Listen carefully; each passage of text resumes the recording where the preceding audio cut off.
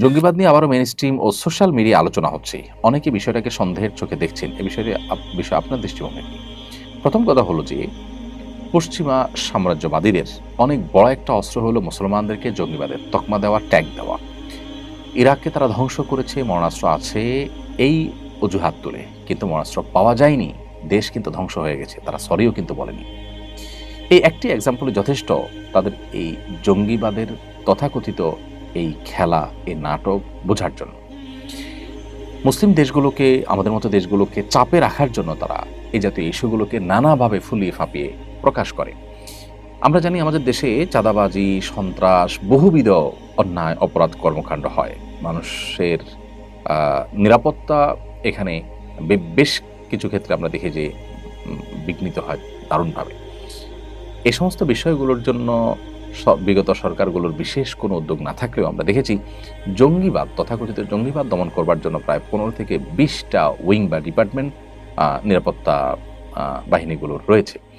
আপনি চিন্তা করতে পারেন যে একটা দেশে এতগুলো উইং রয়েছে, কাউন্টার টেররিজম, অ্যান্টি টেররিজম, বিভিন্ন নামে আপনার আইনশৃঙ্খলা রক্ষাকারী বাহিনীগুলোর বিভাগ বা শাখা রয়েছে। এতগুলো মানুষ সেখানে কাজ করছে। দেশে কি আসলে মানে জঙ্গিবাদের বাম্পার ফলন হয়েছে যে এত ডিপার্টমেন্ট কাজ করতে হচ্ছে, এতগুলো উইং থাকতে হচ্ছে, এতগুলো ফোর্স সেখানে কাজে লাগতে হচ্ছে? আমরা তো কোনো আপনার ঘুষ প্রতিরোধ এর জন্য এরকম কোনো বিশেষ ২-৪টা বাহিনী করতে দেখিনি। এই বিষয়গুলো বিদেশিদেরকে খুশি করার একটা প্রচেষ্টা, পশ্চিমাদেরকে খুশি করবার একটা প্রচেষ্টা। তারা যেই ন্যারেটিভ দেয় সেটাকে আমরা এখানে প্রতিষ্ঠা করবার অন্ধ চেষ্টা এবং অন্ধবিশ্বাস করি, অন্ধভাবে এটাকে চালানোর প্রতিষ্ঠা করবার জন্য আমরা চেষ্টা করি, যেটা খুবই দুর্ভাগ্যজনক একটা বিষয়। বিগত আমরা বিশেষ করে অত্যাচারের গুমখুনকে হালাল করবার অন্যতম একটা উপায় ছিল জঙ্গিবাদের নাটক। ইতিমধ্যে ডিএমপি কমিশনার সহ আপনার দায়িত্বশীল ব্যক্তিবর্গ তো বলেইছেন যে বাংলাদেশে কোনো জঙ্গি নেই এবং জঙ্গিবাদের নামে যা হয়েছে সেটা নাটক, এটা তারা পর্যন্ত স্বীকার করে নিয়েছেন। এবং বহু মানুষ যারা গুমখুনের শিকার হয়েছেন তাদের জবানবন্দিগুলো আমরা জানি, আয়নাঘরে রাখা থেকে নিয়ে বিভিন্ন বিষয়গুলো, এগুলোর জন্য জঙ্গিবাদকে একটা উজুয়াদ হিসেবে ব্যবহার করা হয়েছে। অতএব সেটাকে নতুন করে ফিরিয়ে আনার চেষ্টা যে বা যারা করছেন তারা পুরনো সেই খেলাকে আবার বাংলাদেশে মঞ্চস্থ করার চেষ্টা করছেন। বাংলাদেশের মানুষ খুবই সচেতন এখন এই জিনিসগুলোর, সব জারি জড়ি তারা বুঝে গেছেন যে জঙ্গি অভিযান, জঙ্গি বিরোধী অভিযানের নামে যে নাটক করা হয়েছে সেই নাটকগুলো এখন সবার কাছে দিনে আলোর মতো পরিষ্কার। কোরআন হাদিসের বই পুস্তক পাওয়ার পর সেটা ছবি দিয়ে জঙ্গিবাদী বা জেহাদি বই পাওয়া গেছে বলেও আপনার অভিযোগ করতে দেখা গেছে। জেহাদি বই থাকা কি কোনো দোষের কিছু? টনি ব্লেয়ার যদি আপনার ক্রুসেডের ঘোষণা দিতে পারেন, খ্রিস্টানদের ধর্মযুদ্ধের ঘোষণা দিতে পারেন, তাহলে মুসলমান জেহাদি চেতনা লালন করলে সমস্যাটা কোথায়? কোরআন এবং হাদিসে জিহাদের কথা আছে, তাহলে আমাকে কোরআন হাদিসকে বাদ দিব? এগুলো করতে করতে করতে আস্তে আস্তে আস্তে আমাদেরকে কোণঠাসা করা হচ্ছে এবং ইসলামের শক্তিকে দুর্বল করার অপচেষ্টা করা হচ্ছে। অতএব সেই পুরাতন যে চক্রান্ত এবং ষড়যন্ত্র সেটা আবার নতুন করে শুরু করতে যাচ্ছে একটা মহল, যেটা উদ্বেগজনক। আমাদের প্রত্যেকটা মানুষের এটার বিরুদ্ধে অবস্থান নেওয়া দরকার।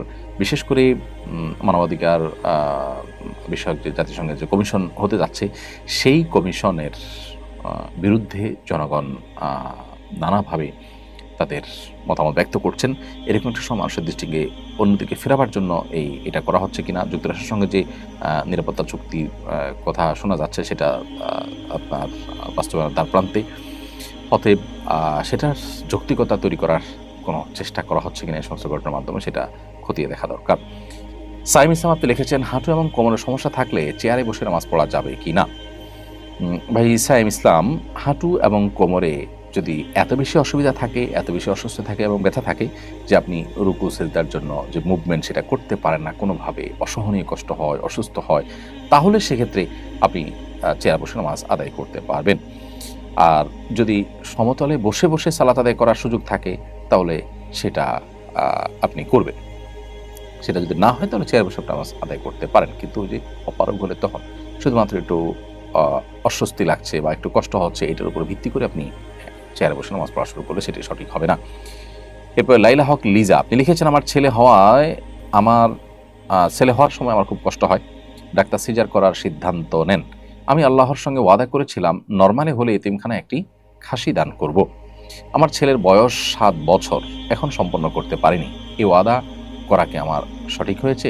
এখন সম্পন্ন করতে না পারায় কি গুনাহ হবে? এ কারণে আমার ছেলের কি কোনো ক্ষতি হবে? আল্লাহর সঙ্গে আপনি যদি ওয়াদা করে থাকেন যেটা হলে আমি এটা করব, তাহলে আপনার এই ওয়াদা পূরণ করা উচিত, এটা আপনার কর্তব্য। আর এটা না করলে আপনি গুনাহগার হবেন। দেরি হয়েছে তারপরেও যদি আপনি করে ফেলেন তাহলে এটি আদায় হয়ে যাবে এবং ইনশাআল্লাহ বিইذনিল্লাহ আপনি দায় থেকে মুক্ত হয়ে যাবেন। কিন্তু এর ফলশ্রুতিতে আপনার সন্তানের ক্ষতি হবে কিনা সেটা অবশ্য এর সাথে প্রাসঙ্গিক বিষয় নয়। কারণ সন্তান তো এখানে কোনো অন্যায় করেনি। অতএব তার এখানে লাভ ক্ষতির বিষয় নেই। ক্ষতি যা হওয়ার আপনার হবে, আপনি গুনাহগার হবেন এবং আল্লাহর সঙ্গে কৃত ওয়াদা এটা পূরণ করা উচিত। আপনার যতটুকু আপনি ওয়াদা করেছেন ততটুকু আপনার সাধ্যের মধ্যে থেকে।